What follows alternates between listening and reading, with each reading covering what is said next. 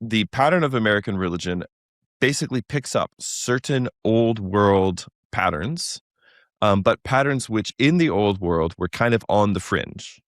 And then what America does or has done is to take these sort of fringe patterns and carry them forward and actually, make them sort of successful in mainstream. Mm-hmm. But in order to become successful in mainstream, one of the things that they have to do is they have to shed some of the more, let's say, the more enchanted aspects of the European fringe, which in traditional forms of religion have ways of being integrated.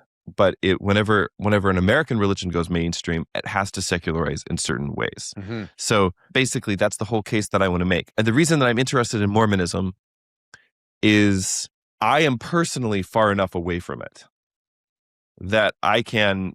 It's an interesting test case, right? It's like an interesting kind of control group.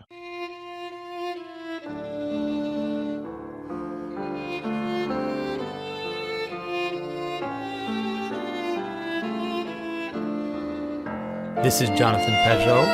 Welcome to the Symbolic World.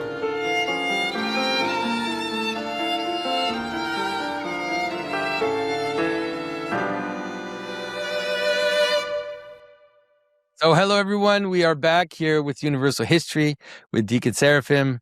And this is the day that we are supposed to talk about Mormonism. But just before we started recording, Deacon Seraphim just started to panic or to say, I don't know, like what's going to happen. And so I don't even know what's going to happen. So please, Deacon Seraphim, tell us what's going on. What's going on? So the first thing I want to say is that I'm very afraid today. I'm very, very afraid. And the reason that I'm afraid is I probably had more people reach out to me about the last two episodes than has ever happened with anything I've done. When I say reach out to me, I mean like hunting down my cell phone number to give me a call, or shipping me books in the mail, or sending me like DMs being like, hey, you don't really understand Mormonism. Let me hook you up with somebody who will like really explain Mormonism to you. I was like, anyway, the response was a little overwhelming. And then there were just so many angry people in the comments. I do not normally read the comments, but last video, my goodness, people just got their noses all out of joint.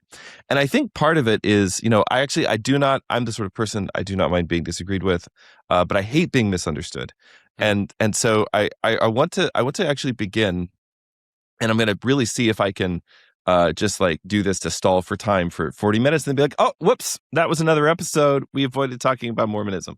So the problem with talking about the history of early Mormonism is that you go and you read biographies and you read different books and you read things written by Mormons and read things written by non-Mormons and everything.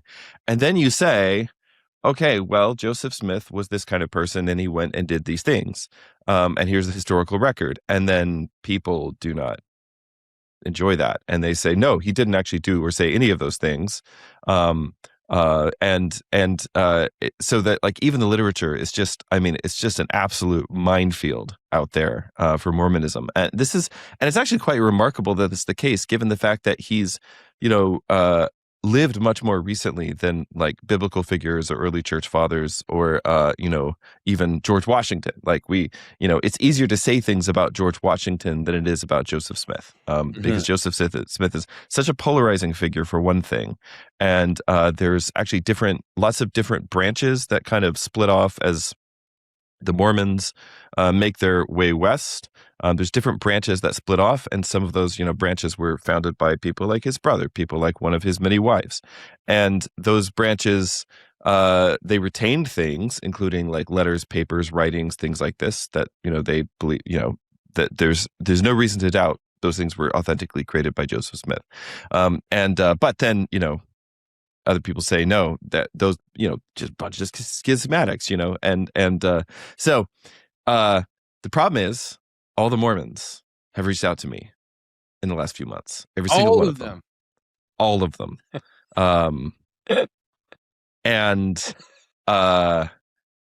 It's been pretty overwhelming. And of course, also all of the ex-Mormons have reached out to me. And said, hey, here's a really good book that you should read. This really helped me understand the history of the LDS Church and so on. So I have been inundated with books and links and podcasts. It's been scary. And I don't now. What I will say is that none of these people have been rude. Yeah, So it's not Scientology level stuff. yeah. Good on all of you guys for more current Mormons, ex-Mormons, Reformed LDS, different groups. Everybody that's reached out has been quite kind. So thank you for that. But the sheer amount of stuff that you have to kind of wade through to even sort of piece together the narrative of Joseph Smith's life, other than just the really basic, he moved here on this date, and even some of that stuff is kind of hotly argued about. It's quite intimidating, and so I'm gonna try say, to though, I really that maybe you asked for it. I'm just saying. I'm not. It is possible. No, I understand that. I was just like, hey, Mormonism has these interesting patterns that seem to be the patterns of other American religion, and then it's like the meme where the guy opens his computer and it's all football news and just like all these footballs. That is what has happened to me in the last few months. So I'm gonna try to talk about this, but I want to kind of give a little more context for why I'm interested in looking at this. This is not a channel where we just like go debunk other religions. That's not the point of what we do on the Symbolic World. Obviously, if you want to know what Jonathan and I believe, you can look up the Nicene Creed. Just like it's, we're obviously we're Orthodox Christians. We're not making any bones about that. But what I'm interested in here is not making a big point about whether something is true or false. Obviously, I believe Orthodoxy is true. Obviously, I believe that Mormonism is false. But the thing that I'm interested in talking about here is this idea that American religion seems to follow a certain pattern. And lots of people have noticed this, people who are sympathetic to it, people who are against it, as we say, down here in I was down here in the sunlands, except that it is currently you're waiting for snow. Ice is falling from the sky right now, which is not a thing that should happen where I live. I think we're due for like 12 to 18 inches of snow this weekend, which for you guys is like a light dusting, but for us that is the end of days. All right, so anyway, so the thing that I'm interested in is this pattern of American religion, and the argument that I want to make is that that the pattern of American religion basically picks up certain old world patterns, but patterns which in the old world were kind of on the fringe. And then what America does or has done is to take these sort of fringe patterns and carry them forward and actually, make them sort of successful and mainstream. But in order to become successful and mainstream, one of the things that they have to do is they have to shed some of the more, let's say, the more enchanted aspects of the European fringe, which in traditional forms of religion have ways of being integrated. But whenever an American religion goes mainstream, it has to secularize in certain ways. So that's the whole case that I want to make. And I think, and the reason that I'm interested in Mormonism is because it is it's like I am personally far enough away from it that I could it's an interesting test case, right? It's like an interesting kind of control group, right? So if I talk about Southern Baptists, there's always going to be like some certain amount of like, some of that is going to be personal for me, right? But when I talk about Mormonism and the various groups that split off, I know somebody's going to be mad already that I've been using the word Mormonism instead of calling them the Latter-day Saints and all this stuff. But anyway, broad term, with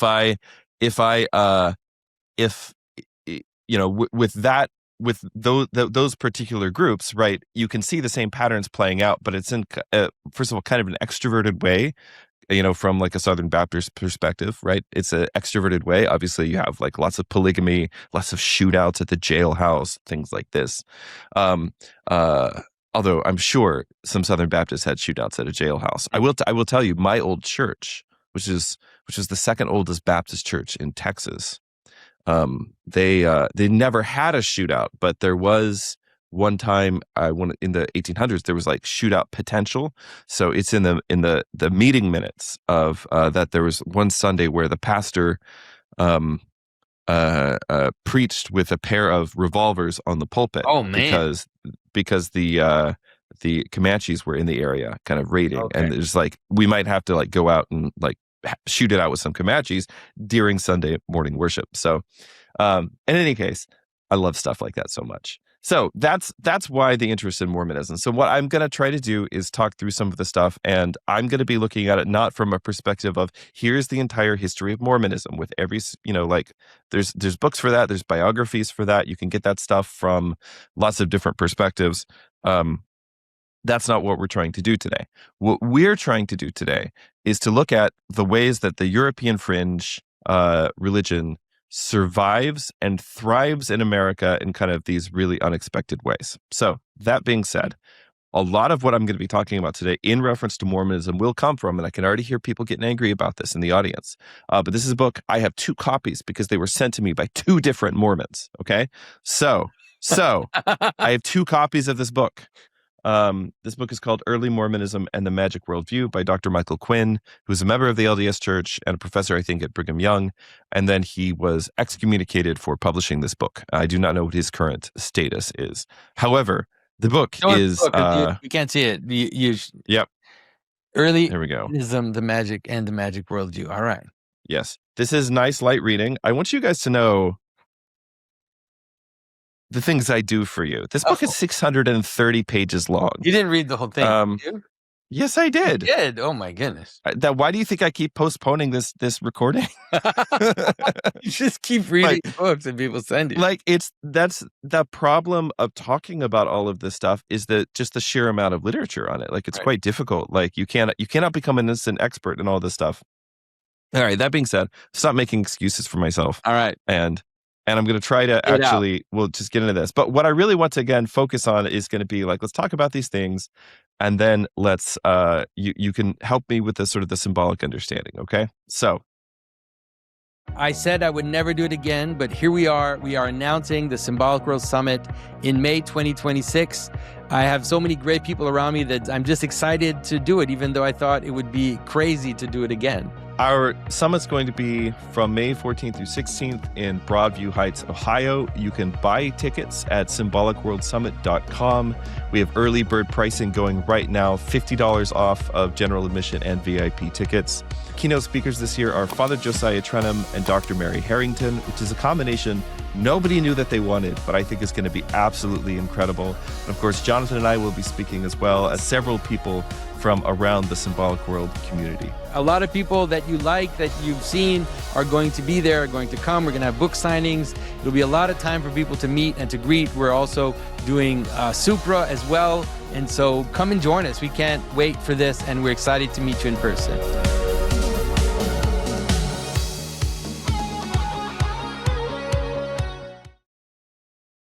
That being said, let's stall a little more by going all the way back to the Bible.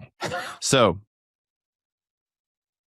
in the beginning of his book, Quinn basically makes the argument that what modern, again, like I think this question of like, well, what's magic? Yeah, and what's like, what's like legit supernatural activity? Mm-hmm. What is, so for our purposes today, we're going to use a very theologically imprecise word, magic, to refer to all of it, right? Let's say any kind of supernatural activity that comes with a ritual element.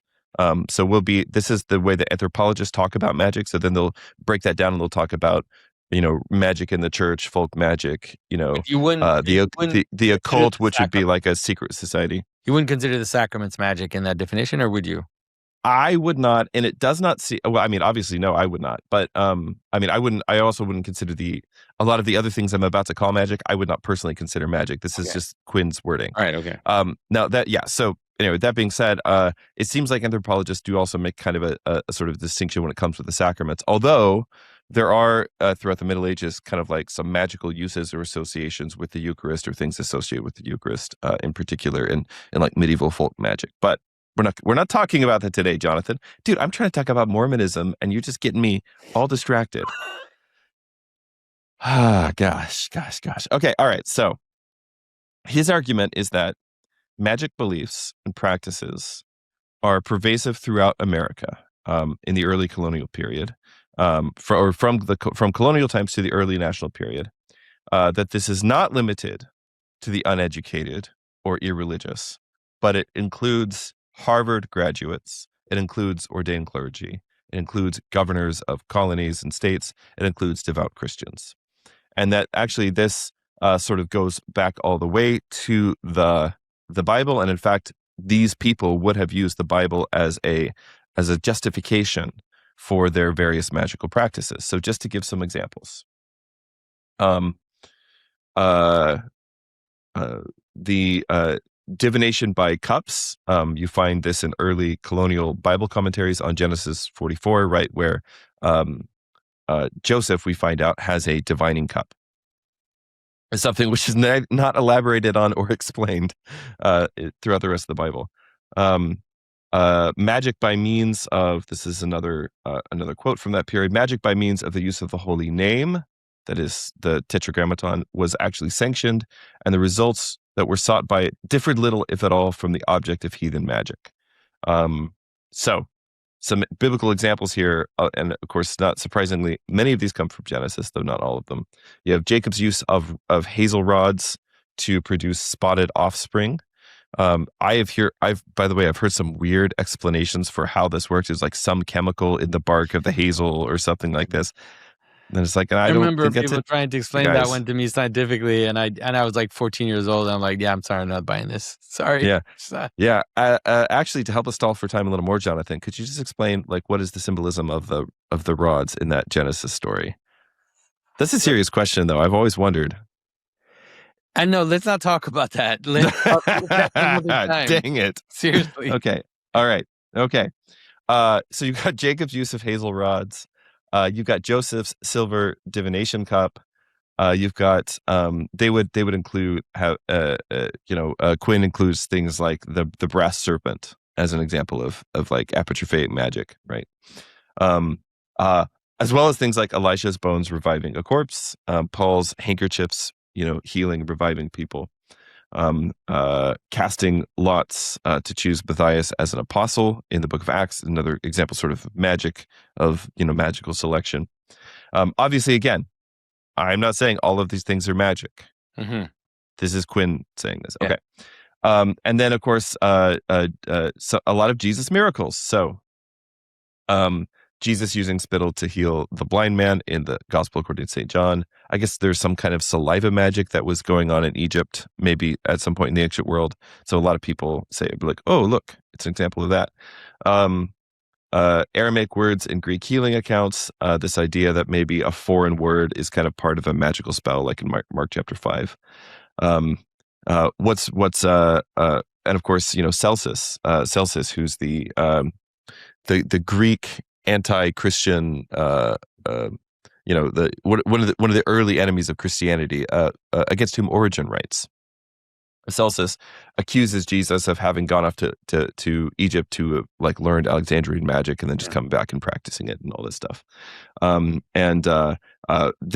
other early pagans are like, actually, they take the reverse tack. They say, well, obviously, Jesus was a rubbish magician because our miracles are so much more impressive than any of the ones that he did, and so on and so forth. Things like this.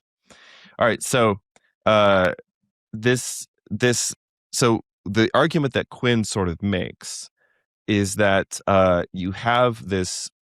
There are a series of ritualistic and or miraculous practices which go back to the early books of the Bible, and that these people, and when we say these people, I mean the sort of the non-Roman Catholic theological fringe of Europe, many of whom emigrated because of religious persecution to the colonies, to the New World.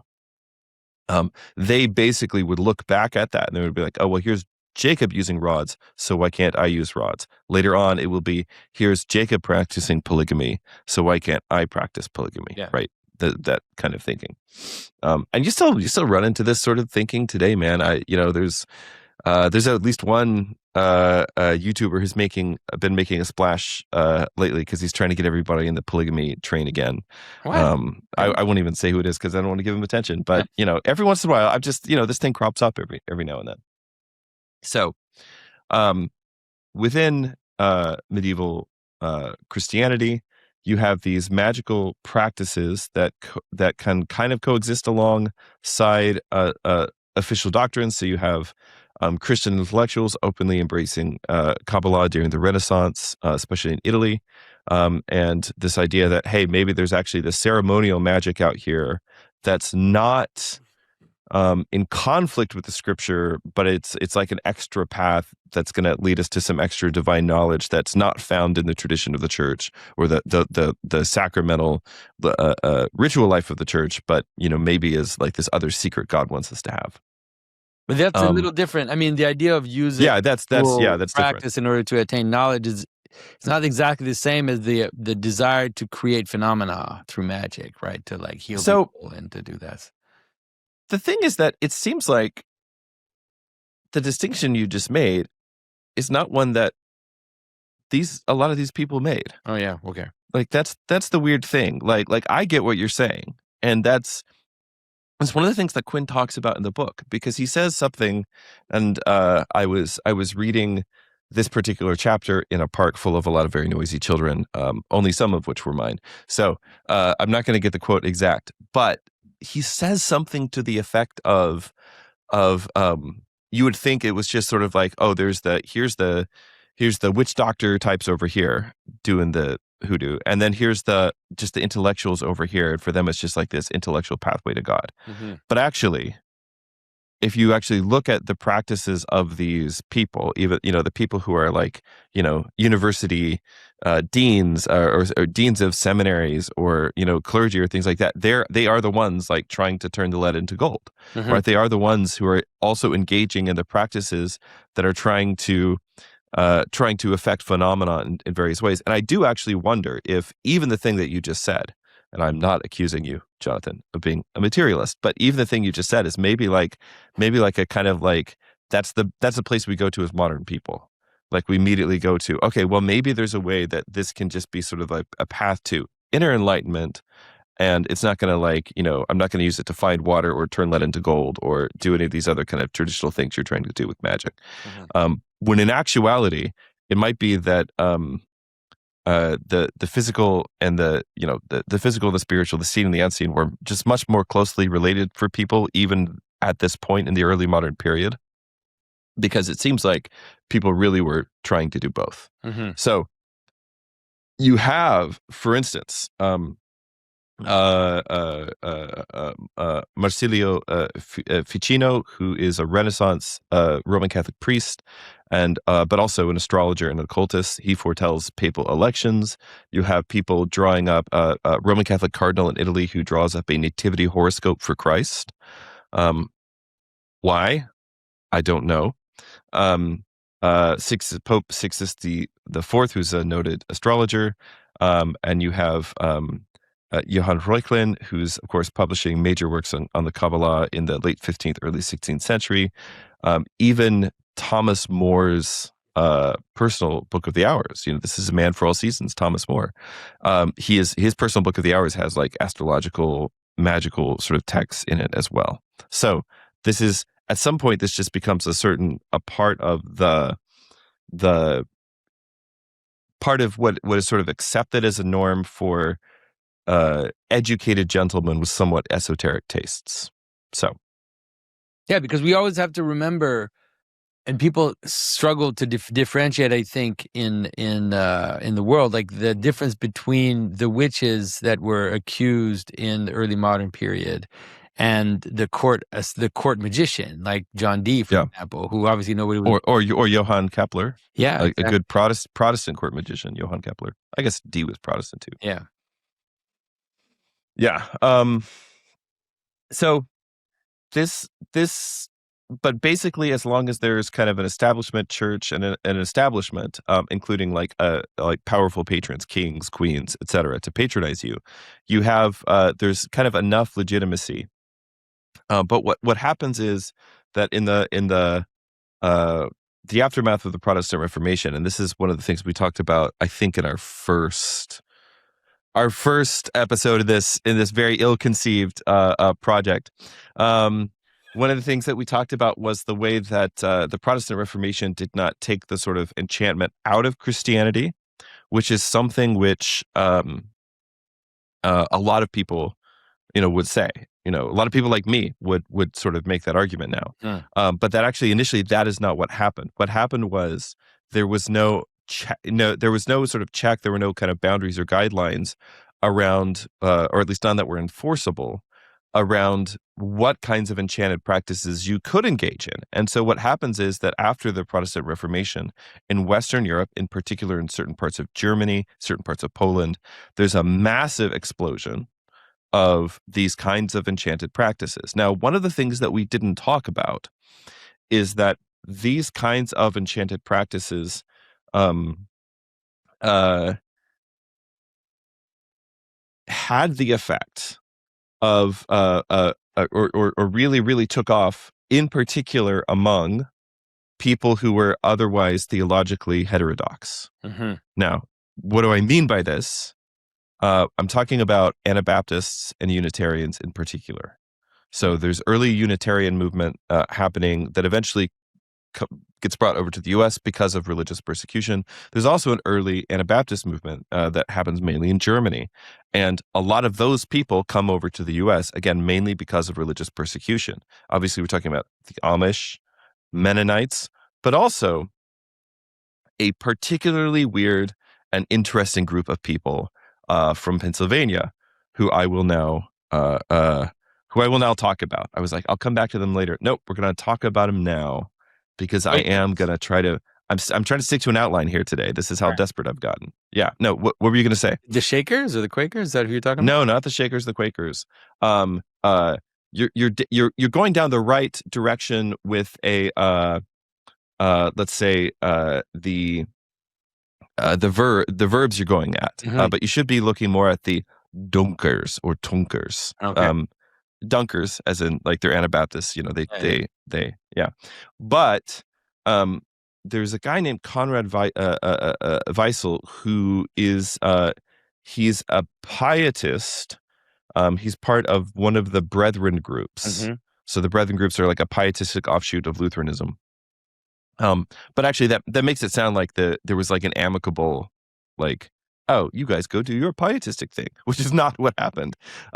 Weissel actually got expelled from the Lutheran clergy for a variety of heterodox, from their perspective, practices, which included things like, obviously his Anabaptist and pietistic beliefs, but also things like his practice of astrology and magic, Kabbalism, and so on. By the way, I also want to say a bunch of the Kabbalah people also reached out to me within the last few months, and we're all very worried I was going to misrepresent Kabbalah to the world. Are they Christian Kabbalists or Jewish Kabbalists? No, they're Jewish. Yeah. Okay. And at least two people reached out, and I said, listen, Deacon Seraphim, all of a sudden, like plunging into the esoteric world, and then gosh, I just did not want this, you guys. Trying to start, my gosh, every sorcerer is going to write you every. Yeah. I said, listen, thanks. I'm actually just interested in how Christians have tried to use these things. And they were like, oh, we don't care about that. It was like, cool. All right. So anyway, that's, yeah, it's been a little hectic. It's been a little hectic.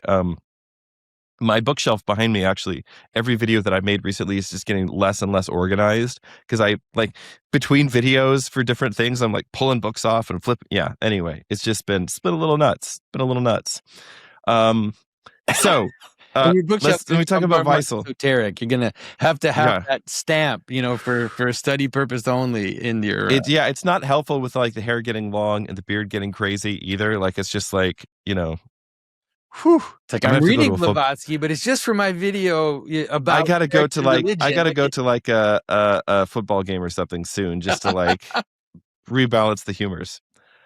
Whew.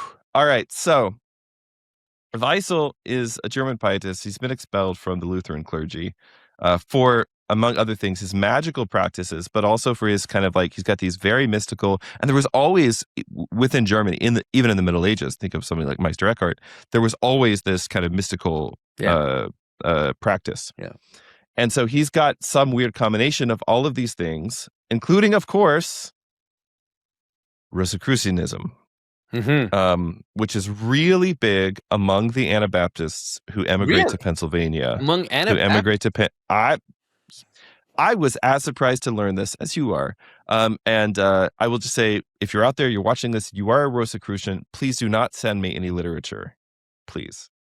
All right. So what he does is he goes to Lancaster County, Pennsylvania, which is, of course, where a lot of the Amish are. And I've spent actually just an enormous amount of time in my life in that area. Never lived there, but I visited the Lancaster County and the Lehigh Valley of Pennsylvania. It just seems like a lot in the course of my life. Even before I was Orthodox. I don't know. It's a really interesting, it's such an interesting part of the country. Yeah. Because you have all of these, actually, almost all the city, the towns there have names like, Bethlehem, Ephrata, Emmaus, right, where Father Andrew lives, and so on. Like, you have all of these places that have these biblical names. It's because they were all founded by these little societies, mostly of brethren or other pietistic groups who came over in the initial wave of immigration, and were trying to basically found the New Jerusalem. And this is going to be a dominant theme within American religion, is this sense of the New Jerusalem is going to be a place, and we're going to found it. We're going to make it happen, and we're going to make it happen here. And in Mormonism, that becomes very explicit. Certain tracts of land, which are going to become the place where, like, the new tabernacle is built in the eschaton and all these different things. But long before Mormonism, you had these groups coming and already trying to kind of do this thing. They're trying to refound the Holy Land in America and make America into sort of a new Holy Land. And this is not a bad impulse. Like, when I'm pointing these things out, I'm just pointing them out, you guys. Like, I'm not, these are people who had some very strange practices, which we'll talk about in a moment, but ultimately they took their faith very seriously, much more seriously than most modern Americans do today. So, as an example, what Weissel does is he founds a monastery. And it's very much along the European pattern. So there's a men's house and a women's house. And they have celibates, and then they have also married couples who come and live with them and take a vow of celibacy. And at that point, the married couple separates. They're still married and they still do things together, but they sleep in different places. And they sleep in on a 15-inch wide wooden bench. By the way, you can still go and see this place, and you find pictures of it. There's some of the stuff they sleep on in monasteries, like right. Yeah. So you could sleep. So you sleep on a 15-inch wide wooden bench with a wooden block for a pillow. So it's not comfortable. You're allowed to sleep exactly for 6 hours a night, though you interrupt that to get up and watch for the return of Christ, kind of a thing. They live on a very strict vegetarian diet, except for Sundays, when as part of their communion service, they would eat lamb. Like they worked meat into their communion service, which is one of the strange practices. The rest of that stuff obviously sounds perfectly fine. But the sort of people who were drawn to this community, Weissel brought in Rosicrucians. He brought in also Philadelphians, who I think are originally part of a French Masonic lodge. But again, Masons, do not send me any literature. I just can't at this point with you guys. I will say that in America there was a pretty long-standing connection between low church Protestantism and the Masons. And I don't mean this in like I just mean it as a matter of fact. Like, every Baptist church in the South for a long time was also where the lodge met. Yeah. And that was true. That was true in churches that I grew up in. Like, this has been around. This connection has been around a long time. So he brought people in from these different sects, these different groups, and then they would practice this very kind of strict life. But instead of like praying the monastic office or something like that, instead what they're doing is they're pursuing alchemy. They're, both spiritual and material transformations through the practice of alchemy. They're pursuing astrology. They're pursuing they're practicing treasure divining through the use of divining rods, that practice for like treasure seeking, treasure digging we were talking about earlier. They're practicing other kinds of ceremonial magic. We'll come back to a couple of examples in a moment. And they are practicing, very importantly, two things which will turn out to be really important for the history of Mormonism. Look, guys, we're getting there. One is the practice of actually, let's say really kind of three things. One is the practice of baptism for the dead.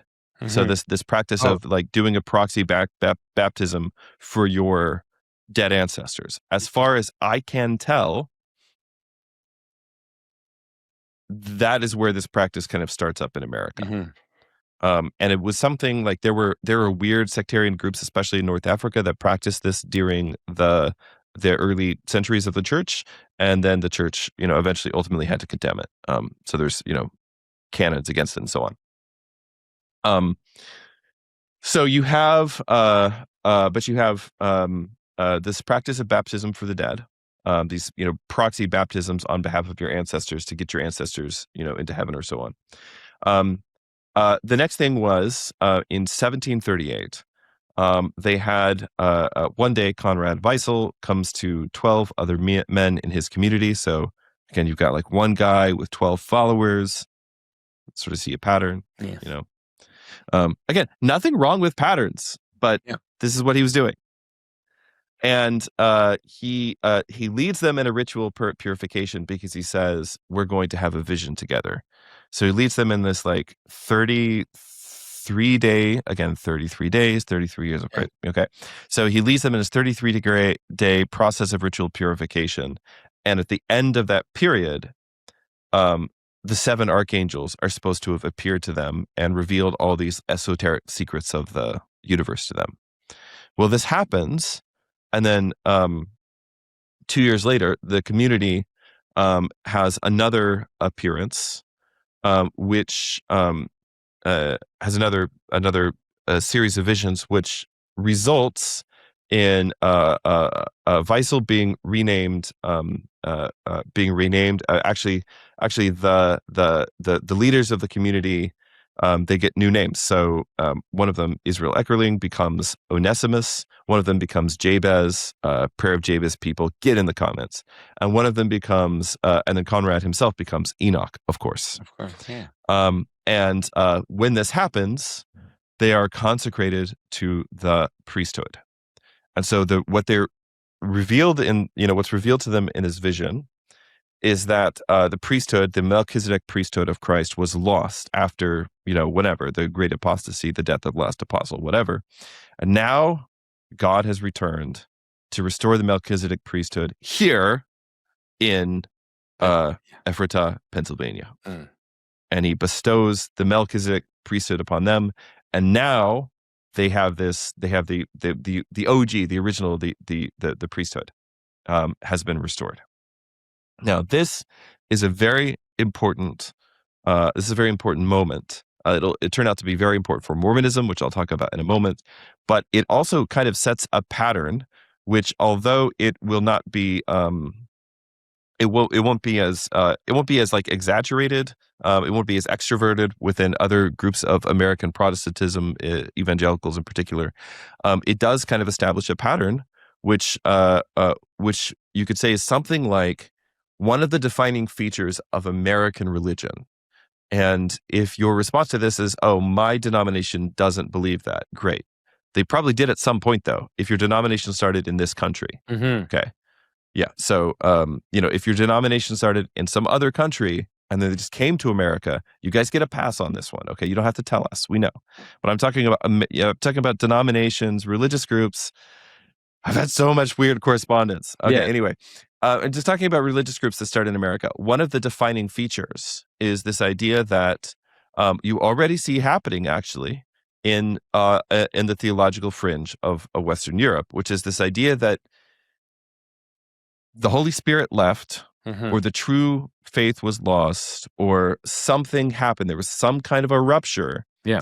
And it's not just that there's been a church, but it's been corrupted and in need of reformation.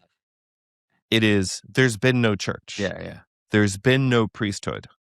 But now, in these latter days, God has appeared to us, the 7 of us in this room, the 13 of us in this room. God appeared specifically to us, gave us the Melchizedek priesthood.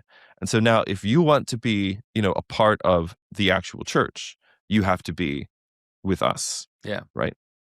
And this idea will pop up again.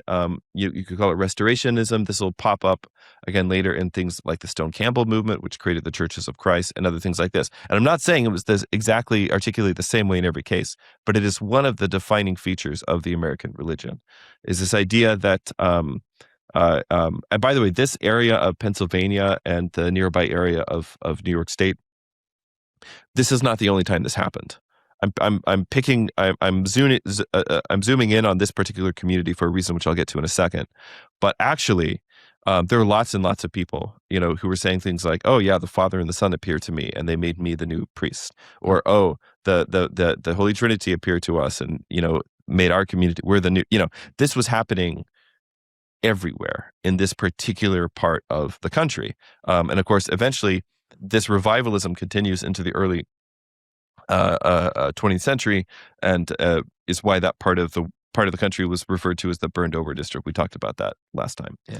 But there's something all right. with that, like you said, Yes. just for people to know, like in the kind of great blessing or whatever they call it, like the Pentecostal return, there was all Right. of that narrative was there, which is that the Holy Spirit has been kind of pretty much absent, and that's why there are no miracles, that's why there's no healing, that's why there's all that. And so now is the time when, like you said, in these late days where the Holy Spirit is now back, now we have this new blessing, and now it's going to start to propagate through the nation. Like a lot of the charismatic narrative, that's what it is. That's like, right. I know people that are even involved in like Catholic charismatic groups, and those charismatic groups are pointing to Tertullian and his Montanist, and Montanist as being the place where the break happened. And it's like, dude, that's wild. Like before Nicaea, you're basically putting the break, and then you're Catholic. How can you be Catholic and then say that this break happened, with the Montanists? It's wild. Yeah. Charismatic Catholics, send Jonathan all your literature. He has questions. All right. So, so we have these restorationist claims, all these different things. This, of course, is later what Joseph Smith will claim, that heavenly messengers came, and sometime between 1829 and 1835, again, people like to argue about the date, the Melchizedek priesthood was restored to him. So now he's the one that has it. And they use that precise terminology. The precise. I mean, it is obviously biblical terminology. So, of course, yeah. In the book of Hebrews, St. Paul makes the argument that because you, like, one of the counters to Christianity would be to say, well, how can you say Christ has this priestly role when he's not of the tribe of Levi, right? He's not descended from Aaron, at least not on his father's side. And so St. Paul's answer to this is basically say, well, there's an earlier priesthood, that is the priesthood of Melchizedek, right? And Abraham comes and he offers a sacrifice, through Melchizedek. That is, Melchizedek acts as Abraham's priest. Mm-hmm. And since everyone descended from Abraham was in Abraham's loins in the Jewish way of thinking about things, therefore the Melchizedek priesthood supersedes the Aaronic priesthood. And then he points to a verse in the Psalms in which David says of the Lord, the Lord said unto my Lord, sit at my right hand, Psalm 109 or 110, depending on your numbering. It's the most quoted Old Testament passage in the New Testament. Yeah. The Lord said to my Lord, sit at my right hand till your enemies become your footstool. I have made you a priest forever after the order of Melchizedek, right? And so that's what St. Paul draws on. Of course, Christ drew on that passage. Peter drew on that passage, mm-hmm. and so on. So this is definitely is biblical language, and again, not trying. I'm really trying to avoid talking in just sort of like comparative religion, polemical kind of terms today. But you could say, from an Orthodox perspective, we have no issue with the idea of a Melchizedek priesthood. We would say that is the priesthood of Christ, which he gave to his apostles, and which has just not like just hasn't gone anywhere. Mhm. Yeah. So,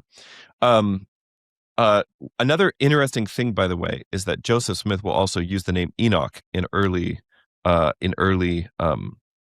Mormon revelations. Mhm. So, which is the same name that Conrad Vessel took. So, Weissel, and I'll talk about the connection between them in a moment. Yeah, because there's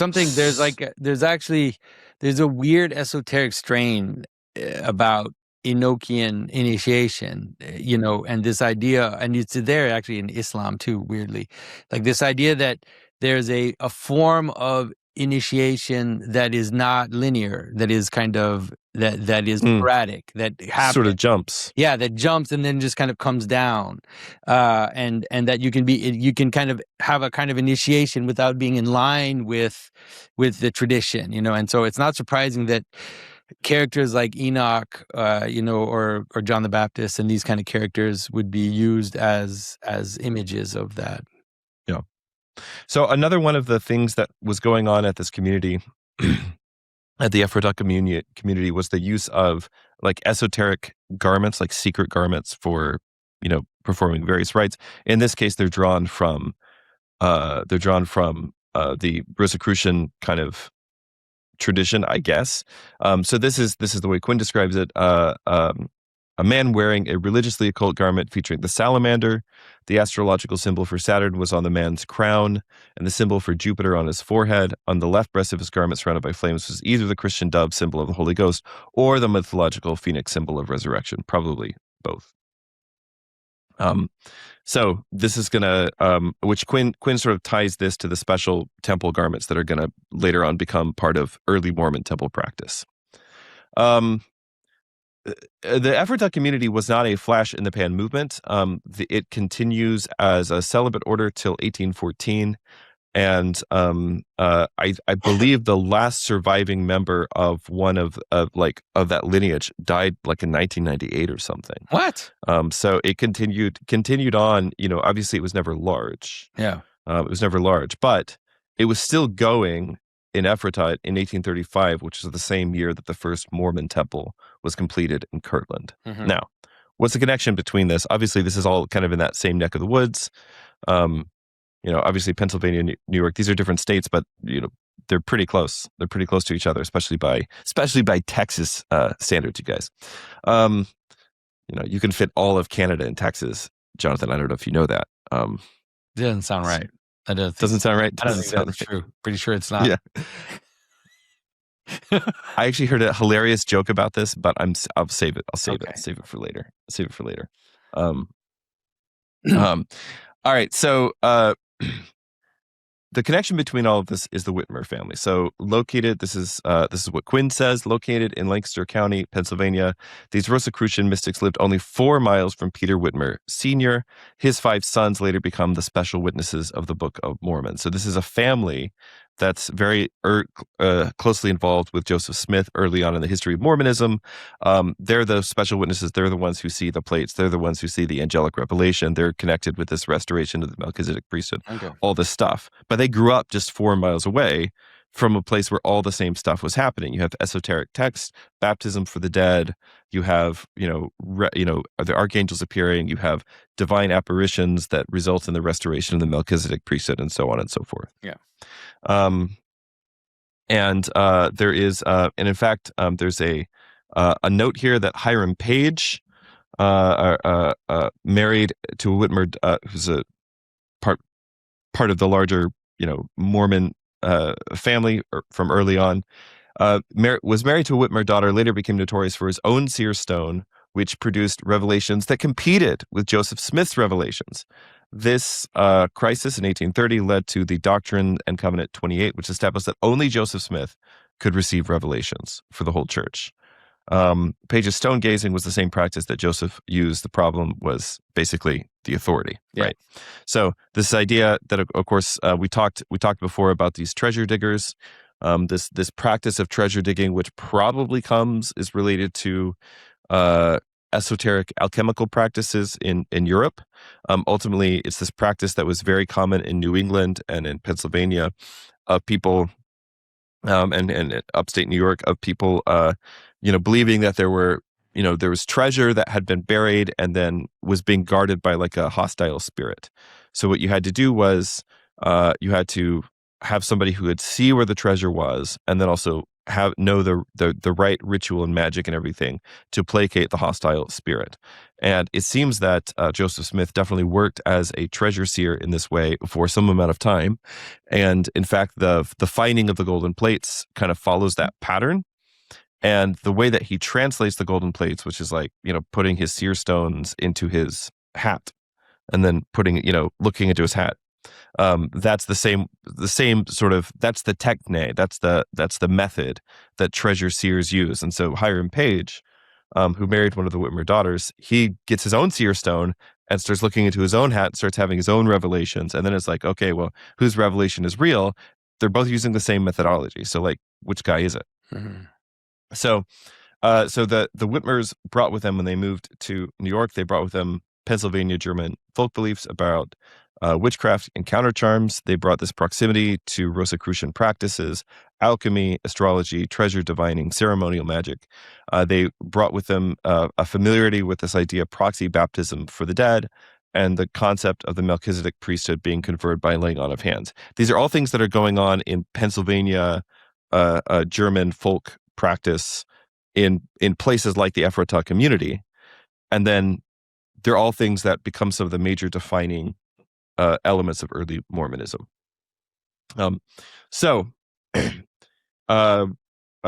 We mentioned Joseph Smith. He has a stone that he uses for treasure digging, and he uses it to, of course, translate the Book of Mormon, and then also continues to be used for revelations well into the 1840s. There's a firsthand account of his using this. It says, now the way that he translated was he put the Urim and the Thummim. That's what he calls his two stones, Urim and Thummim. Okay. And he puts them into his hat and darkened his eyes. Then he would take a sentence and it would appear in bright Roman letters. So he would like see the sentence spelled out in King James English. Yeah. Inside the hat. And then he would say, write this down. Would he be like looking through the hat kind of thing? Like let's say like if you wool hat, you put it over your eyes, you kind of see the light kind of filter through. I think that the idea with the way that seer stones was used was like you use that hat or something else to completely occult. So you have no outside light sources coming, because the idea is the light is supposed to shine out of the seer stones. Yeah. Okay. All right. Yeah. So this is the technique that was used for treasure seeking, and it's also the same one that is used for scriptural translation, right? By Joseph Smith. There's a guy named Oliver Cowdery, who is his cousin by marriage, and he is a major rod guy. I don't know, like he has a divining rod that he uses for revelation. He was also Joseph Smith's primary scribe during the Book of Mormon translation, and he has this divining rod that he's able to use for various kinds of revelation, and that his use of that rod was actually, Quinn points out, was actually enshrined within Doctrines and Covenants, which is, again, like an official statement by Joseph Smith, basically saying that he has that he has the gift of Aaron, or he is the rod of nature, the gift of Aaron. He's got the ability to, like his gifts are legitimate, things like that. So you have kind of all of this stuff going on. Quinn goes into a lot of details about the timing of the revelation, like when the angel Moroni is supposed to have appeared to Joseph Smith, and how the sort of things that Joseph Smith is recorded to have done preparing for it, is all basically follows what you find in occult handbooks being published in that same part of New York at that time, about how to basically it's the astrological and ritual stuff necessary to summon angels. Mm-hmm. So you could argue that Joseph Smith did or didn't read these books, but the point is they were being published, where he lived, and the things that he does kind of corresponds to them exactly. And honestly, I don't want to go into the details here because I don't really want to talk about the specifics of weird occult rituals on YouTube.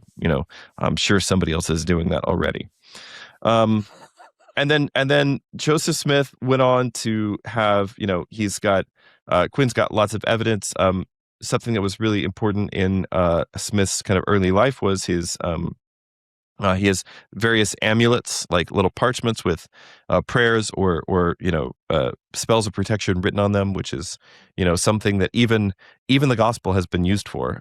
In the Middle Ages, it was very common for folk people as kind of a folk magic. You would take the last gospel, which is the first pericope from the gospel according to St. John. In the beginning was the word, which is the thing that's being read at the end of every mass, right? So they would take the last gospel.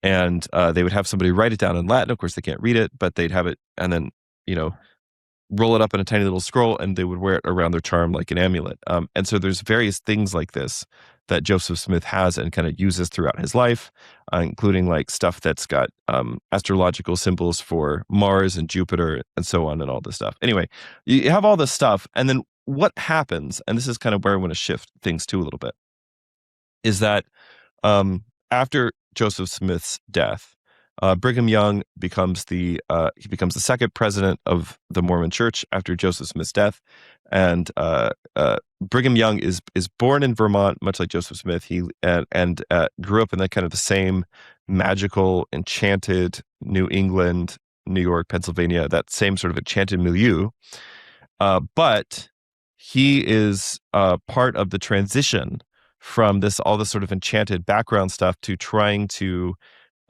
push the church to being sort of like more mainstream in public. Which right? church now? The LDS church? Yeah, the LDS. Yeah. So he takes kind of a dual stance. So according to people who knew him during his lifetime, in public, he's very against astrology and against magic. So like he dissolves the Astrological Society in Salt Lake City. He warns against astrology in sermons, but then privately, he still says he believes it's true. He carries like an amulet for protection. He's really worried about witchcraft and witches kind of running around Salt Lake City, the things that they're doing, the ways that they're affecting his church and so on. And so in the 1830s to 1840s, you still have a lot of these magical practices, especially the use of seer stones and divining rods, still continuing publicly, to the point that there was like when they were in Salem, like they were looking for they were doing treasure digging while in Salem. They would actually anoint your magical instruments, like you could bring your divining rod into the temple to have it anointed for use.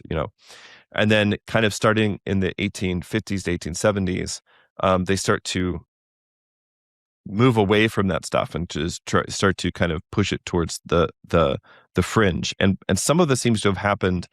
There were a bunch of Methodist ministers who converted in like the 1870s. And so as they come in, they kind of bring a lot of elements of the LDS Church into more into line with the kind of the sort of the mainstream Protestant practice. Mm-hmm. And I'm sure this is related. I'm sure this is related to the fact that a lot of LDS churches, like a lot of the hymns they sing are the same hymns that you would hear sung in just like an evangelical church, right? And so my big question I have. So I mean, one of the things that's interesting to notice is the idea that with the Protestants, especially the more radical Protestants, there's all of this magic practice that gets joined with the church. It's fascinating because you realize how complicated it is, because on the one hand, it's mostly in the Protestant lands that the witch trials happen, right? And because it's like a mess. This is what it feels to me like. It's like everything's kind of, we don't know what's right, what's okay, what's not, and there's this weird desire also to totally convert all the folk people, to like evangelize them and everything. And so there's this pressure on folk practices, but at the same time, there's this bastion of these types of practices that are in the clergy itself, that are in some of the pastors. But I guess my question is, so for example, you talk about this man who publicly denounced astrology, but secretly practiced it. Was that still the normal vision? Was it mostly prescribed but practiced in secret, or practiced in kind of informally? My sense, having read a lot now on this period, not just within Mormons, but my sense is that in America in general, that was probably the case until maybe the 1860s or 1870s. That it was prescribed but practiced kind of in secret and yeah. Okay. And there's there's there's weird things from my childhood, kind of growing up out in the country, where obviously they would say, all this stuff is bad. Don't do Ouija boards. Don't do astrology, stuff like this. But then also, like, there are always those people. There's always those people who are like, oh, you got a problem with your cow. Like, go talk to this person. Like, I don't know. The thing that I think that the arc that I want to kind of draw for this video, the thing that I'm most interested in is not the truth claims of Mormonism. It's not the recent history of it and all that stuff, or the various sects and the things that they believe in particular they broke off. And, obviously there's all the polygamy, right? What the thing that I'm kind of interested in is that in the secularization of religion, which of course ultimately happens in the during the Enlightenment on the continent, and then much later begins in America. In the secularization of religion, one of the things that you do if you want to sort of keep your faith, or you want to like accept the truth claims of your religion, but also you're too much of a materialist to kind of accept things like that could happen now, is that you do this move. And this is the move that was done in the churches that I grew up in, which was, of course, God worked that way back then. Yeah. But he doesn't do it that way now. That was just necessary because it was at the beginning of the religion.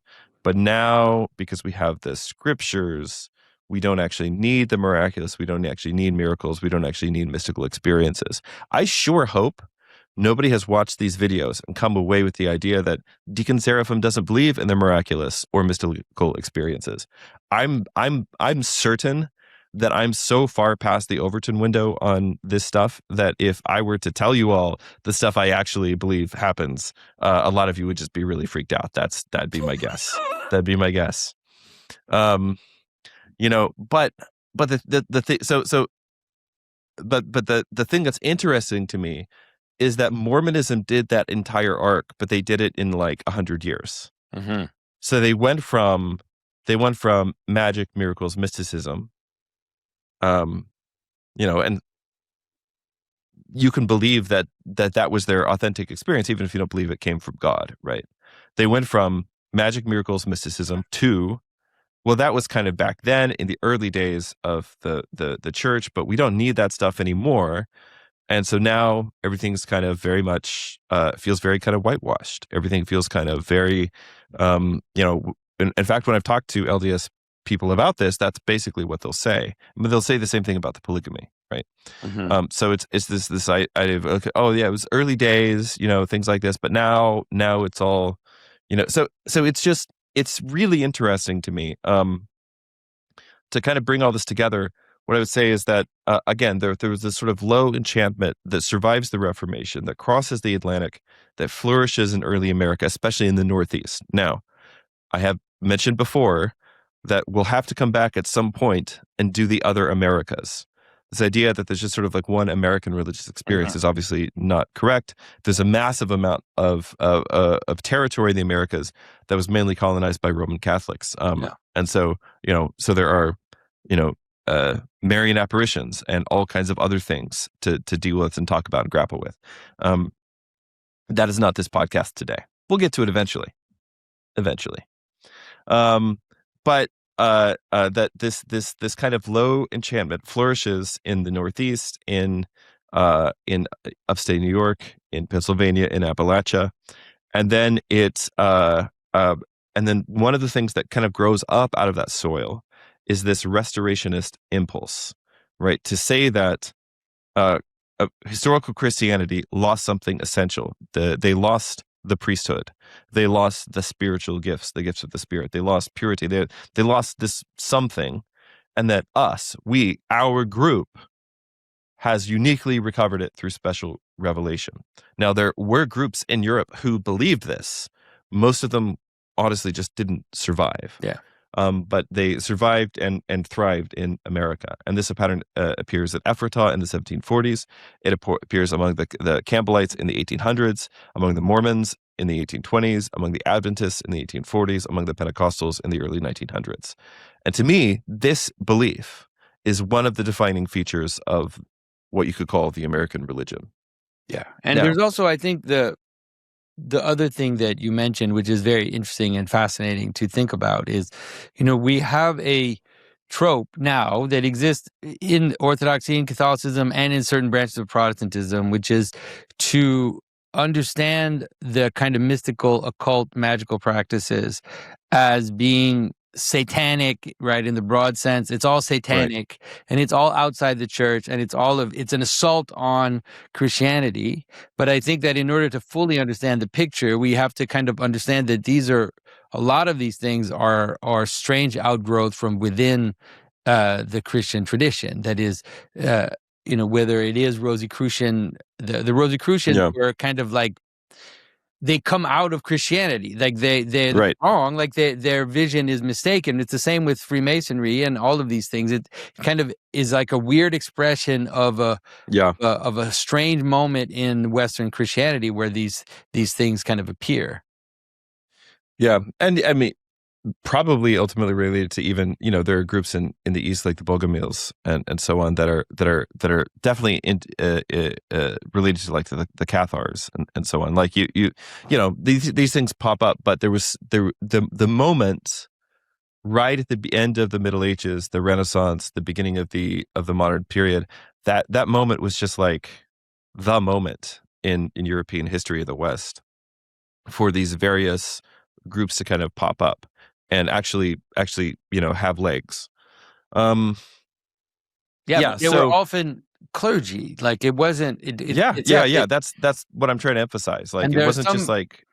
Yeah, and there's some let's say certain aspects, and this is going to be a harder one to talk about. But like there are certain aspects of that which seem as evil in itself because of our materialist point of view rather than our spiritual heritage, right? The idea that you can influence the world through influence, this kind of natural magic thing. I'm not saying people should practice natural magic.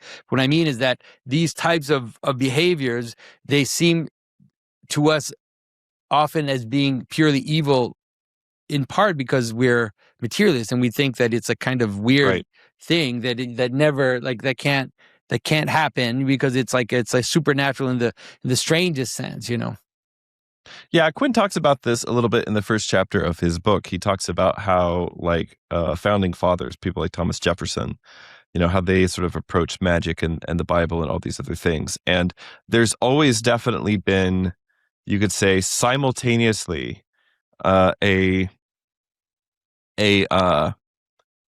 impulse to be kind of embarrassed by that sort of stuff. So for instance, let's see if I can find this in my notes here. So this is a quote from Keith Thomas, who's a scholar. He says, for those Protestants who believe that the age of Christian miracles was over, all supernatural effects necessarily sprang from either fraudulent illusion or the workings of the devil. So this is the one side of things, right? One side of things, which is because God doesn't work that way anymore. If you encounter this sort of thing in the world, it has to always come from the devil. Yeah, and I've known so many Protestants that believe that, and therefore, if there's a miracle, it's actually not a proof that God is acting in the world. It's a proof that these people are the rails and that this is heretical. Yeah. So they would actually look at, somebody coming from this point of view, which was the point, which it does not describe every Protestant. I know. You don't have to get in the comments, guys. I know. But it does describe the Protestants that I was raised with. Now, they would still say things like, God might The funny thing is everybody always had a personal story about how like God fixed their car or like healed them when they were sick and dying or something like that. People did have like personal stories. But if you were like, oh yeah, there's I don't know, the statue at the local Roman Catholic Church is weeping or something like that, they'd be like, well, obviously that's the devil. Yeah. So, and yet the interesting thing is that magic persists, and it persists in groups like the Puritans. We talked about this a little before, and I will come back to it. We will do at least one more episode before, like, just for my own sanity. You guys got to give me Mormonism. Is that what we're going to do? You guys got to give me like a little break and let me just go like do some like medieval Irish stuff or something. I don't even care. We could do Persia. I just gotta take like a little break from the modern world because it's just like it's a little too much for me. But we will do in our next episode. We will look in much more depth at the way that the Puritans were using Kabbalah and the influence that this may have had on the early founding of the American colonies. So we are going to look at that. But what he says is, what Quinn says, it says, for Puritans, there were significant affinities between Reformed Christianity and magic that enabled layfolk to switch from one to the other without any sense of wrongdoing, and not just layfolk, but also the clergy. Yeah, and so you've got all these magical texts in the early libraries at places like Harvard and so on, which began as seminaries for the education of clergy. So, yeah, so I don't know. There's a lot more that we could say. The thing that I was really interested in the context of universal history, again, is like, what are the features of the American religion? And it's a multi-headed hydra, right? It's a multifaceted question. And but I think to me, one of the interesting ones is a pattern that you could say something like is something like magical beginning, secularized end, right? Where eventually the thing that we have to do is kind of look good, on the stage with the president. Like the thing that we are eventually kind of going for is like a kind of larger, kind of respectable thing, And so that's one of the reasons that a lot of Mormons don't like Quinn's book, because they feel like it kind of makes the whole thing seem like, like it's just cheesy or goofy or too magical or something like this. And simultaneously, I would also say that if your argument against Mormonism is its magical origins, or the fact that the supernatural is involved, to me that seems like a very silly argument to make. Lots of other good reasons to be an Orthodox Christian, not a Mormon. But and there's also the restorationism, which is part of the story. The restorationism, mysticism of folk magic, these kind of connections, a form of restorationism which would justify some of the things that are happening, you could say, and then ultimately a secularization. And the interesting thing about America, and like American religion really is different. I mean, I think it's for one thing, Americans just take religion, at least it's in certain ways, Americans take religion probably more seriously than any other country on the planet, and just in certain ways, not in other ways. Like it's different, and that's why it's so hard for Americans to go to another country and be like, oh, these people are a bunch of godless heathens, which they might be, but they might also the way that Americans take religion seriously is to pummel you in the face with it, right? That's and but because Americans are so sort of natively religious, right? So that even the founding of our country has this. Of course, the founding of all countries has a religious overtone, but our country is just a new one, right? So. Actually, I don't know if is there a religious arc to the founding of Canada? Well, for sure. I mean, because of the French explorers that came here, they came on a mission.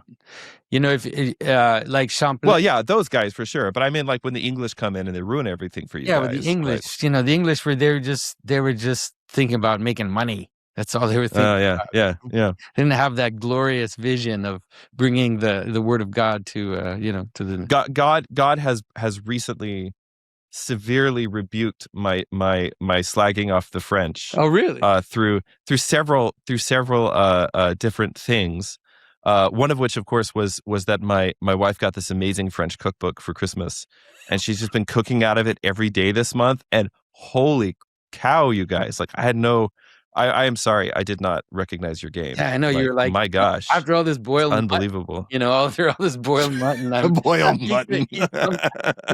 Some actual. So anyway, I do feel I want to tell you one thing before we end is that this podcast, like what we're doing together, and talking about this, has inspired Jean-Philippe J.P. Marceau and I to do a kind of universal history of Quebec. And so in French, we're doing this kind of analysis of French Canada, and now we're going through Champlain's story and kind of talking about the miracles. That's so cool. Yeah, so it's I am gonna have to get it. I'm gonna have to get that translated, or get that robot to translate it or something. I really would enjoy I would really enjoy that. But yeah, I feel like lest I be a hypocrite, I need to switch to slagging off the English for a little bit. So Right. no offense, English. That's what we're gonna do for the next little bit, just to kind of like balance things out a little bit. Like I can't not just make fun of somebody, like that's not an option. So we're gonna switch to the English for a little bit. But no, in all seriousness, because America is it's just such a fertile place. This thing that happened with Mormonism and then happened later with the charismatics, so like 100 years later, charismatic, again, it's restorationist. There's a working, in this case, it's not the Melchizedek priesthood, it's some other working of the Holy Spirit, but there's a working of the Holy Spirit that's been totally absent, but now it's here, Azusa Street revivals, all this stuff. And then it starts to take this arc. And the place that arc for some people eventually has to sort of end is going to be saying, well, we want to be treated like a more respectable religion. So there are these various aspects of traditional Christianity, the Trinity and so on, church fathers, et cetera, et cetera. And we need to embrace some of those things so we don't seem like we're just sort of on the fringe. But then somebody will come along, and it's always happening. I talk at least once a week to somebody who tells me, God appeared to me and he told me once XYZ. a week. Yeah, once a week. That told you that God appeared to you and that he's the new priest in the order of Melchizedek. No, it's not always that. Sometimes it's just like a little personal revelation, Yeah. and they're like, was this from God or not? I mean, our cathedral's right in the middle of a large, really huge urban area. A lot of people who have no prior religious experience, they come in because like our church looks like a church, and so they wander in off the street and they're like, hey, God appeared to me and told me XYZ, whatever. Like, do you think this is, real? Or, sometimes there are people who are totally insane and, and like sit at the back of the class making signs about how they're Jesus of Nazareth or something like that, just so you have all these different things that happen. But people still take these kinds of personal revelations very seriously. And they do for, certainly for like fundamentalist Christianity, present a huge kind of risk. They're sort of a huge problem, and the answer to that is to always say, this couldn't have ever come from God. So anyway, but what's interesting to me is that this is a pattern. It seems to be repeating, and I predictions are dangerous things. I'm not a prophet. I don't have little stones to put in my hat and look inside and see what's going on. But if you read the pattern, if you look at the ways these patterns replicate each other, I predict this will happen again. I think this is part of the kind of the American pattern of things. So is that somebody will, definitely they'll have a revelation, they'll have something. And of course, this happens other parts of the world. But what seems to be interesting about America, and then also obviously places America has influenced heavily someday, I don't think I'll ever do a podcast on religion in South Korea, but somebody should do that. But the thing about America is that when these movements take off, they some of them have real legs. I mean, which is actually something. It's right. Something there. It's not completely, because mostly these types of things burn out in one generation. By the time that's right, prophet is dead, then it's gone. But there's something about some of these movements, especially the Mormon, especially the LDS, and I would say like the Pentecostal movement. Yeah, it's like which is much larger. I mean, it will by the numbers probably be the largest form of Christianity in America if it's not already. It's the only form of just by the numbers, it's the only form of Protestantism that is still growing in America right now. Yeah. But like even in terms of LDS, I mean, I forget who it was recently that I think it was actually Jordan Peterson when I saw him last week. He said, if you had to pick a place to live in the United States, Salt Lake City wouldn't be so bad. Now, would it? I mean, I'll just say, like, if I was looking to plan an Orthodox parish somewhere right now, Salt Lake City is where I'd go. It's one of the fastest growing parts of the world.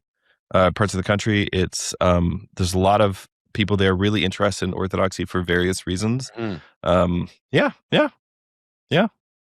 So all right. Anyway, All right. Was that enough? One more. American. gosh, darn Now it. we're gonna. If we're, are we?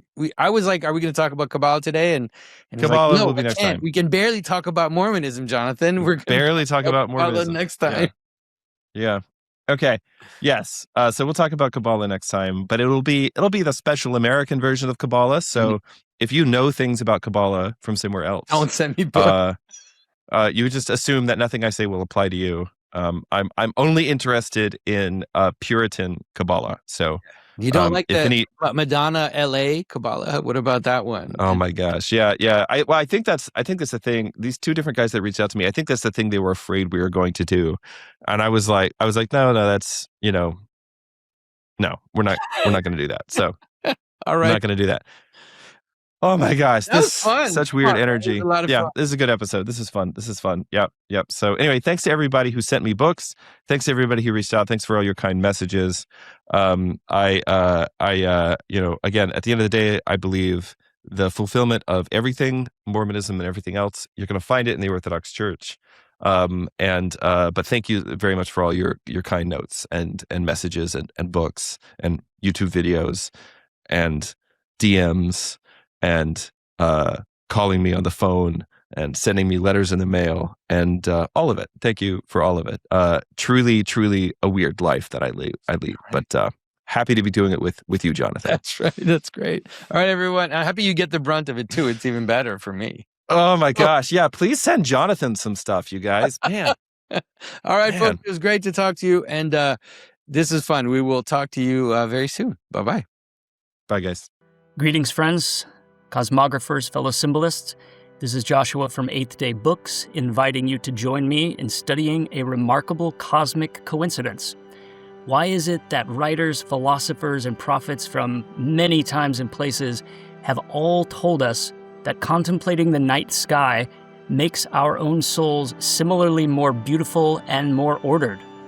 Hebrew and Hindu, Greek and Chinese, they've all told us that looking up is the same as looking in, and that we are as much citizens of the sky as we are of Earth. In February, we will be looking at Pythagorean folk tales, biblical wisdom literature, and contemporary novelists to ask these questions. It'll be a challenging course, but not technical. I teach medieval philosophy and Renaissance literature, and I'm condensing a year's worth of information into a few wonder-filled hours. Please join me for some Plato, some poetry, and some practical sky gazing, all to help us pursue the art of imitating heaven. See you very soon.